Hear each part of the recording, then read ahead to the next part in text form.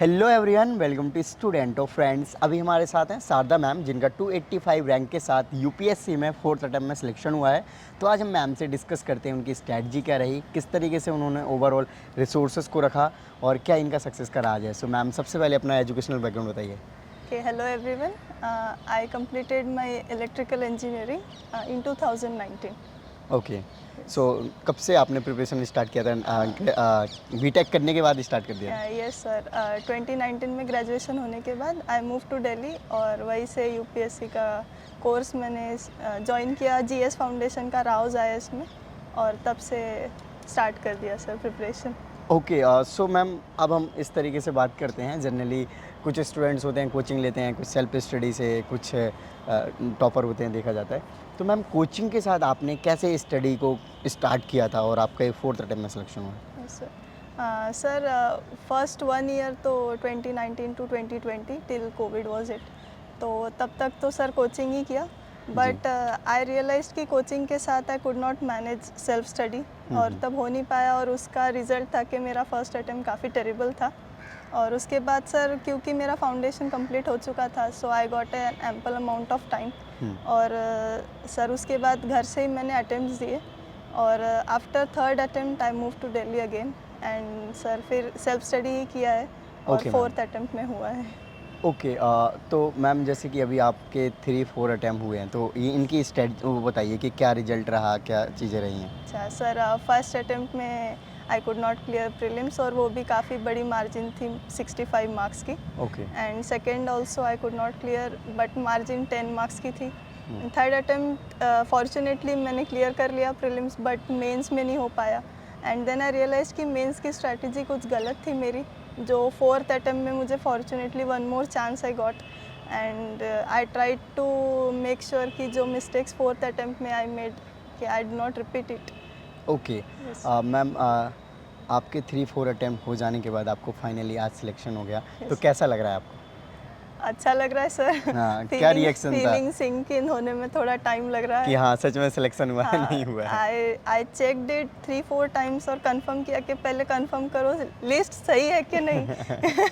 Okay, अच्छा, जैसे सबके दोस्त या फैमिली वाले ही रिजल्ट के बारे में बताते हैं, आपने खुद चेक किया है? आपके साथ कैसा रहा? हाँ सर, मैं कंटिन्यूसली टेलीग्राम पर चेक कर रही थी कि रिजल्ट आ रहा है और वो टाइमर सा लगा हुआ था 10, 9, 8 and then the PDF came and as soon as I opened it I did not dare to directly मैं अपना नाम चेक करूँ। मैं 1 बाय 1 स्क्रॉल कर रही थी and fortunately 285 I saw my name and immediately उस पॉइंट पर my sir also called me. Then I thought कि नहीं सच में हुआ है और लिस्ट भी सही है। Okay okay, great ma'am. Ma'am, जैसे आपने बताया था कि आप फर्स्ट अटैम्प्ट के लिए जब आए थे तो यहाँ पे आपने कोचिंग वगैरह करी, फिर आप सेल्फ स्टडी करने फिर से आप घर चले गए, दिल्ली नहीं रहे, फिर लेकिन आपको लगा कि दिल्ली आना चाहिए, तो ये क्या रहा? मतलब ऐसे लग रहा था कि घर पे स्टडी नहीं हो पा रही है। जनरली स्टूडेंट सोचते हैं कि अब कोचिंग कर लिए, सब कुछ हो गया, तो दिल्ली क्यों ही रहना है, घर पे जाके कर लेते हैं। तो ये क्या रहा मैम? सर आई थिंक ये काफ़ी सब्जेक्टिव है। मेरी घर जाने की वजह कोविड था, क्योंकि कोविड आ गया था और लॉकडाउन हो चुका था जी। एंड उसके बाद में I did not dare to come back because तब भी कोविड की 2nd 3rd वेव काफ़ी चल रही थी। But at that point I realize कि मैं डिसिप्लिन से पढ़ नहीं पा रही हूँ, क्योंकि घर का एटमॉस्फेयर, मतलब मेरे घर का एटमॉस्फेयर अच्छा ही था और काफ़ी स्पेस था मेरे लिए, बट मैं अपना डिसिप्लिन नहीं मेंटेन कर पा रही थी और वो पता नहीं चल पा रहा था सर कि कंपटीशन बाहर कितना है and where do I stand. और देन आई डिसाइडेड कि after giving the prelims, 3rd prelims, कि I will come back to Delhi only and यही से प्रिपेयर करेंगे। ओके। ठीक है मैम, प्रीलिम्स के बारे में बताइए कि आप प्रीलिम्स के क्या स्ट्रैटेजी फॉलो करते थे? जैसे आप कोचिंग भी कर रहे थे, तो कोचिंग के पैरेलली आप खुद भी पढ़ रहे होंगे, खुद आप स्टैंडर्ड बुक्स पे भी फोकस कर रहे होंगे, तो कैसे रहता है? मतलब स्टूडेंट्स को ये लगता है कोचिंग कर ली, सिर्फ कोचिंग का जाओ, सिलेक्शन हो जाएगा, कुछ इस तरीके से थॉट्स रहते हैं। मे बी आपको भी लग रहा होगा कि कोचिंग कर लेंगे तो फिर सब इजी हो जाएगा और अटैम्प्ट देंगे, मे बी इजीली सिलेक्शन भी हो जाएगा। सर एक्चुअली ये मुझे रियलाइज़ हुआ नहीं था जब तक मैंने फर्स्ट अटेम्प्ट नहीं दिया। फर्स्ट अटेम्प्ट तक मुझे लग रहा था कि बस जो कोचिंग में पढ़ाया है it is like school exam, जितना पढ़ाया है उतने में से ही आएगा और शायद वही गलती होती है सर कि हम समझ नहीं पाते एग्ज़ाम क्या डिमांड कर रही है। और it took me almost 4 attempts to realise के what actually the exam pattern is, और कहाँ हमें मतलब डायरेक्टली कंटेंट में से नहीं पूछा जाएगा, घुमा फिरा कर पूछा जाएगा और उस पे हमें अपना थॉट, अपना दिमाग यूज़ करना है और उस तरीके से प्रीलिम्स को अपीयर करना है। ओके, सो आपने जो चारों प्रीलिम्स दिए, कितने क्वेश्चन अटेम्प्ट करते थे? क्योंकि ये काफ़ी एक कह सकते हैं सबका फेवरेट क्वेश्चंस भी होता है कि यार आपने कितने क्वेश्चन अटेम्प्ट करे, जैसे ही एग्ज़ाम हॉल से बाहर निकलते हैं, आपने Yes, कितने yes. करे हैं, है ना? ऐसे हाँ करते जी। Sir with all due respect, no offence to anybody जो ज़्यादा अटेम्प्ट करते हैं, बट मेरा ऐसा कुछ था नहीं।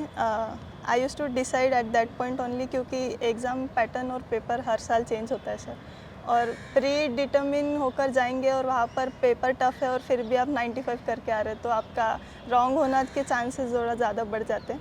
और इसीलिए sir I in third and fourth attempt which I cleared prelims, sir, I attempted only 75 to 79 questions. Okay ma'am. Yes, sir. Ma'am जैसे कि आप कोचिंग कर रहे थे, तो कोचिंग में फाउंडेशन बैच में थे आप राउस में, Yes, sir. जो कि काफ़ी प्रीमियम इंस्टीट्यूट है या काफ़ी पुराना भी इंस्टीट्यूट है देखा जाता है, और टॉपर्स भी बहुत होते हैं। तो मैम प्री और मेंस दोनों की साथ में आपकी तैयारी करवाई गई थी या फिर मेंस की करवाई है तो प्रीलिम्स ऑटोमेटिकली हो जाता है? जैसे पहले ऐसे ही कहते थे, जब मैं खुद प्रिपरेशन के दौर में आया था तो मेंस की कर लो तो प्रीलिम्स तो हो ही जाएगा ऐसे करके, या फिर यूपीएससी कर लो तो उससे छोटे एग्जाम तो हो ही जाएंगे तो कैसे था? सर जहाँ तक यूपीएससी का सवाल है, प्रीलिम्स मेंस तैयारी साथ में ही होती है, बट ये है कि सर अप्रोच दोनों एग्ज़ाम्स का अलग है। प्रीलिम्स में you need to be very objective, आपको कुछ अभी जैसे पैटर्न चेंज हुआ है, आपको ऑब्जेक्टिव फैक्ट्स पता होने चाहिए कि आप सिर्फ मेंस आपको आंसर अच्छी से लिखना आता है, उस बेसिस पे आप शायद नहीं कर पाएंगे।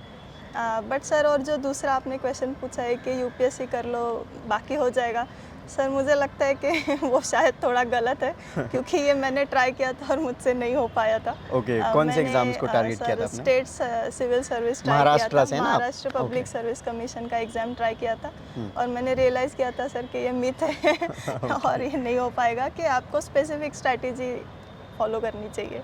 ओके, मैम मेंस में करंट अफेयर्स भी काफ़ी इम्पोर्टेंट रोल प्ले करता है, तो करंट अफेयर्स का क्या सोर्स रखा आपने?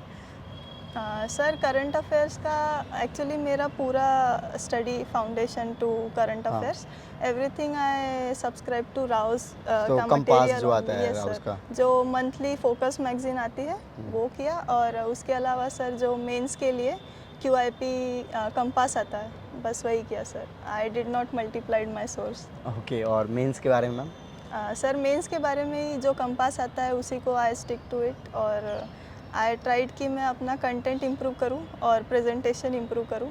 और अगर कंटेंट वैसे सर मोस्टली सबके पास होता है, थोड़ा सा पॉइंट आ जाता है जब you can not present properly, तो सर ये बस प्रेजेंटेशन का और कंटेंट का दोनों मिक्स है, किसी एक को आप प्रायोरिटी नहीं दे सकते। ओके, मेंस में मैम जनरली देखा जाता है कि नोट्स काफ़ी इंपॉर्टेंट रोल प्ले करते हैं जो आपने खुद से बनाए होते हैं। Yes, sir. तो अब आप कोचिंग भी कर रहे थे तो कोचिंग में भी नोट्स बनवाए जाते हाँ हैं, जी। तो फिर मुझे नहीं लगता है कि आपने अलग से खुद के नोट्स भी बनाए होंगे, जैसे आप कोई बुक पढ़ रहे हो देन उसका नोट्स बनाया हो।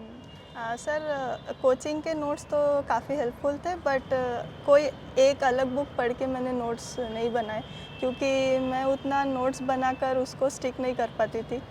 मैंने इनिशियली ये ट्राई किया था 1 ईयर, बट मेरे नोट्स ही मेरे बुक जितने हो गए थे। ओके, हाँ। जैसे मैम 1857 का रिवॉल्ट था, तो अब उसको देखा जाए तो काफ़ी बड़ा वो हो जाता है एक टॉपिक, लेकिन उसमें नोट्स बनाने हो तो मेन हेडिंग्स को रखना चाहिए, कैसे रखना चाहिए मैम?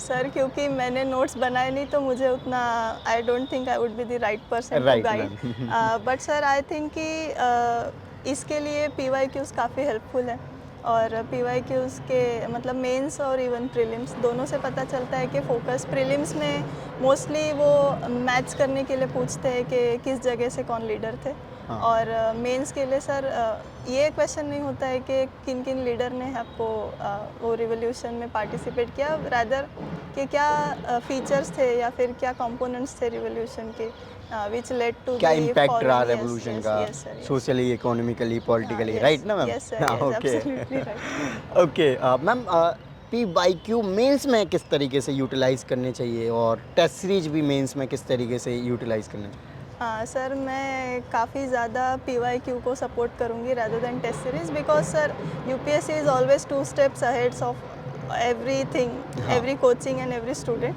तो PYQ काफ़ी हेल्प करते हैं आपको, ये मिनिमम आप ये समझ पाते हैं कि क्वेश्चंस किस तरीके से पूछे जाते हैं, कि मतलब कंपोनेंट्स पूछ रहे, फीचर्स पूछ रहे, इम्पैक्ट पूछ रहे, सोशल, इकोनॉमिक, पॉलिटिकल इम्पैक्ट। तो आपको किस तरीके से किस टॉपिक को अप्रोच करना है, इसलिए सर PYQs काफ़ी हेल्पफुल है। Okay ma'am. मैम मेंस में काफ़ी एग्ज़ाम होते हैं, 8-9 पेपर होते हैं यस सर। और टाइम का जो है ना गैप भी काफ़ी कम होता है एग्ज़ाम के टाइम पे, हर दिन ही रहता है एक प्रकार से। ऑप्शनल को छोड़ दे तो फिर वो अगले वीक में होते हैं। तो उस टाइम पे अपने आप को कूल एंड मैनेजमेंट टाइम का कैसे बना के रखते हो? क्या उस टाइम पे भी रिवीजन करते हो आप? उसी तरीके से पेपर दे के आए, 2 पेपर दिन भर लिखे और हाथ मतलब माइंड, हाथ सारे दर्द देते हैं और उसके बाद दोबारा से रिवीजन या फिर अगले एग्ज़ाम, अगले पेपर के लिए प्रिपेयर करना? सर एक्चुअली ऐसे का पेपर जो होता है बस एक ही पेपर होता है, जी। पूरा डे आपको फिर ऑलमोस्ट हाफ डे मिल जाता है। तो आई ट्राइड कि मैं उस हाफ डे में जो मेरा वीक पॉइंट था GS1, उसको कवर कर सकूं, और हाँ। उसमें जो मुझे लगता है कि करना चाहिए टॉपिक्स वो मैंने किए। बट जो सेकेंड और थर्ड डे में जो continuously 2 papers on single day होते हैं, I did not prefer to do revision, because sir time काफ़ी कम होता है और ऑलरेडी काफ़ी प्रेशर होता है, और उस टाइम पर आप ज़्यादा रिवाइज करने या ज़्यादा याद करने जाते हैं तो आई रियलाइज कि वो थोड़ा प्रेशर बिल्डअप हो जाता है, तो आई did not prefer that sir. Okay ma'am, आपके ऑप्शनल के बारे में बताइए मैम। सर मेरा optional political science and international relation रहा है, और उसके लिए मैंने कहीं से कोचिंग नहीं करी है। मैंने नोट्स लेकर जो मार्केट में अवेलेबल थे उसी से प्रिपेयर किया। But sir I would like to mention कि in my 4th attempt Saraswati IS एक इंस्टीट्यूट है जहाँ पॉलिटिकल साइंस का कोचिंग होता है, और मिश्रा सर काफ़ी हेल्पफुल रहे मेरे राजेश लिए। मिश्रा आई थिंक ना? यस यस सर, वो राजेश मैम लेकिन Mishra Hindi sir. Medium students के लिए ज़्यादा पॉपुलर है। हाँ सर, वो हिंदी मीडियम के लिए पॉपुलर है, बट वो इंग्लिश में भी कोचिंग देते हैं। और सर हमेशा मैं सर के पास क्वेश्चन आंसर ले जाती थी, खुद अटेम्प्ट करके, और सर चेक करके बताते थे कि क्या इम्प्रूव करना चाहिए। So after my 3rd attempt का फेलियर ऑफ मेंस, मैं पूरा 1 ईयर मैंने यही किया, और I think that was very beneficial sir. Okay, तो PSIR ऑप्शनल काफ़ी पॉपुलर ऑप्शनल है। लास्ट टाइम भी टॉपर्स जो अच्छे रैंकर्स थे तो PSIR ऑप्शनल ज़्यादातर लोगों का ऑप था। तो क्या लगता है आपको, मार्क्स वगैरह ज़्यादा मिलते हैं क्या इसमें या फिर इजी है और अपना बाकी प्री और मेंस में भी काफ़ी हेल्प हो जाता है इससे? सर इजी है या नहीं ये तो इंटरेस्ट पर डिपेंड करता है, और मार्क्स भी आपको ज़्यादा मिलते हैं कि नहीं वो भी आपके इंटरेस्ट के हिसाब से, आपने जैसे आंसर को अटेम्प्ट किया होगा उसी पे डिपेंड करता है। बट हाँ सर, पॉपुलर चॉइस इसीलिए है शायद क्योंकि उसका ओवरलैप GS से काफ़ी ज़्यादा है, और to grasp in it is very easy, क्योंकि आप ऑलरेडी GS में पॉलिटी पढ़ चुके होते हैं, इंटरनेशनल रिलेशन की थोड़ी बहुत आपको जानकारी होती है, तो इस वजह से यू कैन रिलेट इट, और बस आपको फिर थोड़ा उसमें और ड्वेल इन करके अच्छे से पढ़ना है। ओके मैम, सो आपका रिवीजन सर्कल अगर मैं जानना चाहूँ, आप जैसे कोचिंग तो कर ली, फिर तो आपको खुद से ही पढ़ना होता होगा, तो क्या रिवीजन सर्कल बनाते थे आप? साइकिल कह सकते हैं। सर एक्चुअली रिवीजन मेरा, मैं मोस्टली प्रीलिम्स फेल होने के बाद I only try to attempt कि मेरा मेंस का एक्चुअली बेस अच्छा बन जाए, ताकि जब भी प्रीलिम्स क्लियर हो फिर मेंस में मेरी गाड़ी अटके नहीं। और उसी के लिए सर मेंस में QIP जो राउस का है, क्वालिटी इम्प्रूवमेंट, उसके जो रिकॉर्डेड लेक्चर्स वगैरह थे, या फिर ऑनलाइन भी काफ़ी यूट्यूब पर मटेरियल होता है, तो सर उसी को I preferred and I try to do revision. Okay ma'am, आपने कभी टारगेट बना के स्टडी करी है कि हाँ इतने टारगेट हैं आज दिन के या फिर हफ्ते के या फिर मंथ के, फिर ऐसे कुछ? सर दिन का टारगेट नहीं बनाया क्योंकि मेरे से वो फॉलो नहीं होता था, बट मैंने मंथ का टारगेट बनाया था कि एटलीस्ट इस मंथ में इतने जो सब टॉपिक्स है एक सब्जेक्ट के वो कवर हो जाए, और अगर नहीं होता है तो आई ट्राइड के किसी भी तरह नेक्स्ट टाइम कंप्लीट। मैम जैसे कि आपने स्टार्टिंग के अटेम्प्ट्स में जैसे कि मैम आपने स्टार्टिंग में बताया था कि आपने मेंस ओरिएंटेड पढ़ाई को ज़्यादा कर दिया था सो दैट कि आपके प्रीलिम्स नहीं हो रहे थे। तो आपको ऐसी कुछ और कमियाँ लग रही हैं जो कि आपको 3-4 अटेम्प्ट तक सिलेक्शन हुआ है? जनरली फर्स्ट 2 अटेम्प्ट में हो जाता है तो लोग कहते हैं हमारी किस्मत बहुत अच्छी है और अच्छा भी माना जाता है काफ़ी, क्योंकि 3-4 साल आपके ऊपर प्रेशर भी उसी अकॉर्डिंग बढ़ता जाता है एग्ज़ाम का कि हमसे होगा, नहीं होगा, कुछ उस तरीके से। सर हाँ, प्रेशर तो बढ़ता है सर, बट मेरा शायद मेरी खामियां यही थी कि मैंने प्रॉपरली अंडरस्टैंड नहीं किया था कि सिलेबस क्या डिमांड कर रहा है, और इसीलिए मेंस में मतलब मेंस के लिए जो आंसर राइटिंग स्किल है वही एक्वायर कर रहे हैं, बट प्रीलिम्स में जो एक्चुअल डिमांड है ऑब्जेक्टिविटी की, या फिर आप एक्यूरेसी कितना रख रहे हैं, कितना सोच पा रहे हैं, करंट अफेयर्स हो चाहे बेसिक हो, वो शायद नहीं था पहले 2 अटेम्प्ट में। थर्ड अटेम्प्ट में आई ट्राइड और लकीली वो हो गया, और फोर्थ अटेम्प्ट में भी सर वही काम आया शायद। Okay ma'am, great. So ma'am future जो एस्पिरेंट्स हैं उनको आप क्या मैसेज देना चाहेंगे? मैसेज यही है सर कि खुद पर बिलीव करें। अगर उनका फ्रेंड सर्कल अच्छा है, उनको गाइडेंस अच्छा मिल रहा है, फैमिली सपोर्टिव है, तो फिर sir they should always be positive, go ahead, और निगेटिविटी से जितना ज़्यादा दूर रह सकते हैं वही रहना चाहिए, और सोर्सेस को कंसोलिडेट करके रखना चाहिए सर, और पॉजिटिविटी खुद में जैसे भी ला सकते हैं बस लाए। Okay, so thank you so much ma'am for thank your you sir, lovely thank message. You. So friends, I hope आपको वीडियो अच्छी लगी हो तो इस वीडियो को लाइक करें। जय हिंद।